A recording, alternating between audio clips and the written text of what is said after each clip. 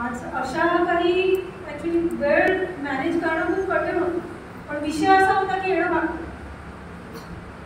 खूप महत्त्वाचा विषय होता. आणि आजच्या सेशनमधला जो सेकंडचा जो विषय होता त्यात आम्ही पासमध्ये लिटरली मी स्वतः पासमध्ये गेले की आमच्या ग्रॅज्युएशन लेवलला किंवा 12th नंतरच्या लेवलला आम्ही कशा प्रकारे रिव्हिजन केली आणि कशी केली गेली पाहिजे. आम्ही करत होतो मान्य आहे, पण ती किती केल्यानंतर कोणत्या वेळेला केली पाहिजे. आता 72 आवर्स दॅट 1 मंथ.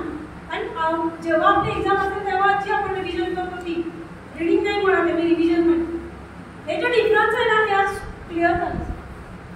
त्याचे पॅरेंट्स म्हणून पण, एक विद्यार्थी म्हणून शिकत होते म्हणून पण, एक वर्किंग वुमन म्हणून पण. आणि त्याच्यासाठी खूप खूप धन्यवाद. आणि ही गोष्ट गुरुकुल क्लासेसच्या माध्यमाने आणि स्पेशली बोलेन मी की माझे दीर लागतात त्यांच्या माध्यमाने मी इथपर्यंत पोहोचले. त्यांच्या स्टेटसला ॲक्च्युली पाहिलं. आम्ही इथे राहत पण नाही आहे, इथे होतो आणि शिफ्ट झालोय, पण त्यांच्या माध्यमाने गुरुकुल क्लासेसचे एवढे छान सगळे उपक्रम चालतात. आय होप जर वाड्यात जर आलो तर नक्कीच गुरुकुल क्लासेस माझ्या मुलांना मी जॉईन करेन.